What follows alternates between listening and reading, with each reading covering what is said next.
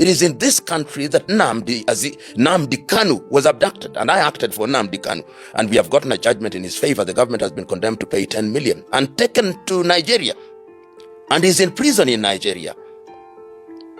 It is in this country that Kizza Besigye was abducted. It cannot be right. If you look at international law, Mama Samia Suluhu. Nnamdi Kanu's extraordinary rendition from Kenya to Nigeria has become one of the most talked about issues again, especially after a Kenyan High Court declared that the way he was taken was unlawful. And this renewed attention became even stronger when Professor PLO Lumumba said openly that the rendition was a serious mistake and a clear sign of leadership problems in Africa. As I am talking about this, please remember to like this video and subscribe. It helps the channel grow and allows more people to hear important stories like this one. This whole matter started in 2021 when Nnamdi Kanu was in Kenya. Many people believed he entered the country legally and was living there quietly. Then suddenly he disappeared in Kenya and reappeared in Nigeria facing charges. For years, his supporters, lawyers, and many human rights voices said the way he was taken broke the law and did not follow any known international process. Now that the Kenyan court has confirmed that his rights were violated, the story has taken a new direction.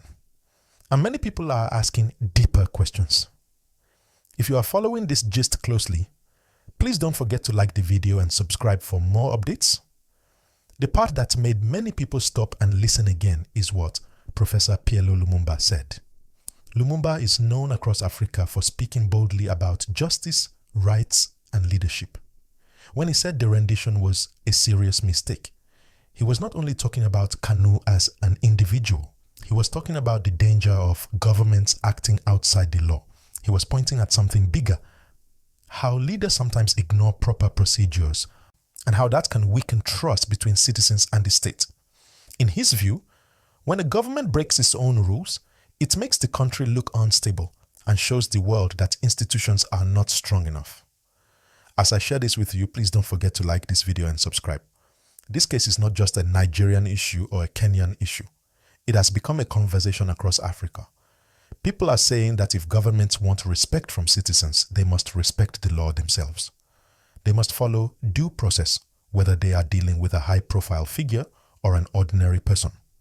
And because the court has now spoken, the ruling has become something like a mirror showing how leadership decisions can affect international reputation, diplomatic relationships, and even the confidence of people at home. Nnamdi Kanu's supporters see the Kenyan judgment as proof of what they have been saying for years, that he was not handled properly and that his rights were ignored. They believe this ruling gives more weight to their call for fair treatment and proper legal processes. On the other side, some government supporters argue that national security must always be considered, and they say the country must protect itself whenever it feels threatened. You see how complicated the conversation is? It is not about shouting, it is about understanding the bigger picture. Remember to like this video and subscribe as we go deeper into this story. What makes this gist even more important is the long-term effect. What happened to Kanu may shape how African countries handle similar situations in the future. If governments learn from this case, they may decide to follow clear legal pathways when dealing with cross-border arrests. It may also make African citizens feel more protected, knowing that even powerful institutions cannot simply do whatever they want. Professor Lumumba also used this situation to talk about leadership across the continent. He said leadership is not just about holding power. It is about respecting institutions, obeying the law, and making decisions that build trust. He believes that when leaders ignore important rules, they create confusion and set a bad example for future leaders. He said Africa cannot move forward if person whom I know and respect will have it very difficult to even travel outside of Tanzania. It will not be easy. In the history of any country, whenever there has been death, it is never the same again. The age of innocence is gone. So are you saying she's an illegitimate president? There is a crisis of legitimacy. You know, many people don't make this distinction, that which is legal is not necessarily right. So from a legal perspective, he has gone through the process of the electoral process as prescribed under Tanzanian law. So to that extent, her presidency is legal. But Is her presidency legitimate and anchored in morality as seen by the reasonable public opinion? The answer to that question is no. It is no, because when you hear voices of reason, and the voices of reason that I know and that I talk to are actually sympathetic to Tanzania. Because Tanzania is the only country, or was the only country, where ethnicity had been killed as the basis of mobilization. Its economy is on the up. For it to happen that through an electoral period, people die. And when you are dealing with matters as live as we see in the region and in the continent, there are many opinions, and that is what we should encourage. We should encourage. We should encourage people to speak their minds on the basis of the evidence that is available to them. They should then help. And many times, what people do not know is that those who come out and speak actually mean well. But it looks like dissent is becoming a threat in, especially East Africa. Is the name of the game, because the intolerance is becoming something that is taking space in East Africa. Those in political leadership do not want alternative views. But democracy, the thing we call democracy, is about competition of ideas. You put the ideas in the marketplace, and those who make the choice then decide which is the better idea. But why do we have, because we've seen it, we've had Kenyans abducted in Uganda, we've had a Tanzanian abducted in Kenya, we have had a Ugandan abducted in Kenya also, Kizza Besigye. When you look at all these happenings, and then the other day we had even a headline that says it's a trinity of horror. What's the thing with these three presidents? You know, I feel pain, because those who are heads of state in this region are people that are known to us. They are people who, if you look at their leaders, always choose shortcuts instead of proper procedures. If this gist is making sense to you, don't forget to like this video and subscribe right now. Another point many people are discussing is the emotional impact. Kanu's family, supporters and community have lived through years of uncertainty, court cases, and public tension. These things affect people deeply. It affects how communities relate to the government, how young people see the justice system, and how citizens feel about their own rights. That is why so many people reacted strongly to the Kenyan judgment, because it reminded them that rights matter, no matter the person involved. If you are still here watching, please like this video and subscribe for more updates like this. Many also believe these judgments will push for more accountability. Some legal experts say Kenya may now have to respond to questions about how such an incident happened under their watch. Nigeria may also face renewed calls to address any part it may have played, and African institutions, especially courts, may feel more encouraged to stand firm even when politically sensitive cases come before them. This kind of judicial courage helps to strengthen democracy and protect citizens in the long run. Don't forget to like this video and subscribe as we continue. And as we look at the wider picture, this issue has brought back conversations about governance in Africa. People are asking, why do some leaders ignore rules?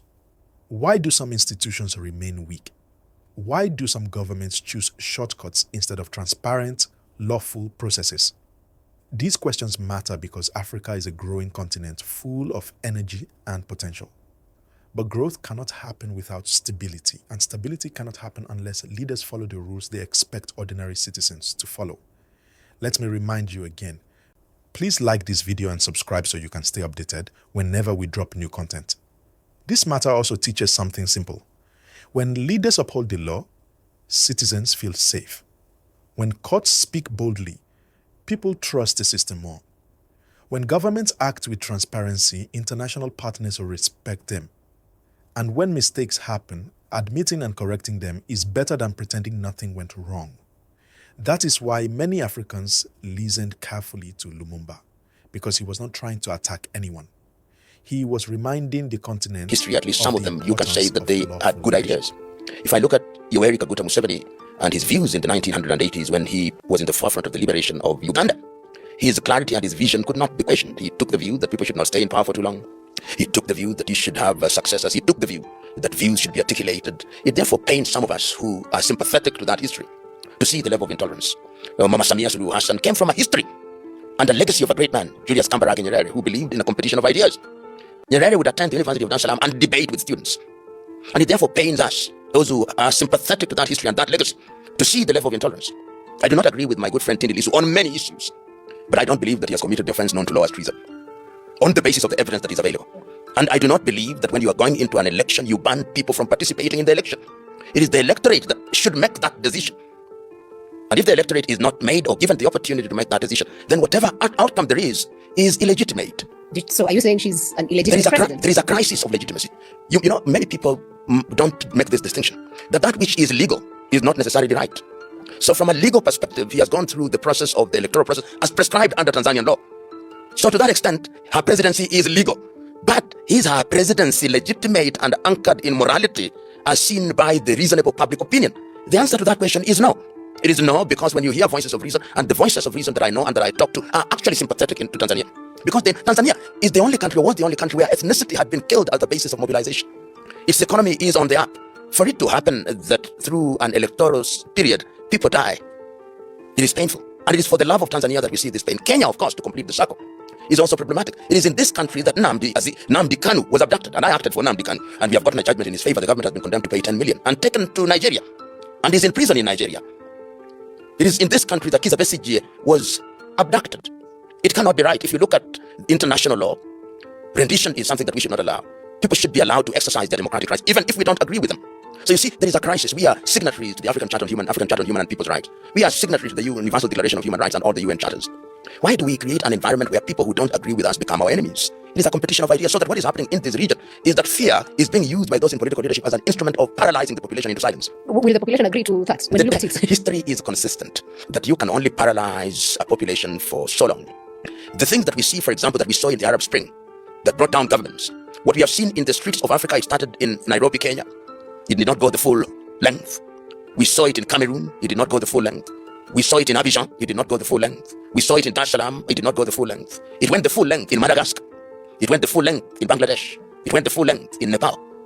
Demonstration and protest is the language of the unheard. And wisdom has always required and demanded at once that you listen to people, because you are trustee to hold a public office. Why do we call people in public office honorable? It is not because of them. It is the office that we honor. Why do we call them excellencies? They are not, they may not even be excellent. Many times in Africa they are not. But it is the institution, the offices that they hold for the sake of the nation. When they begin to think that they are demigods, they must remember there was a French Revolution. They must remember that there was the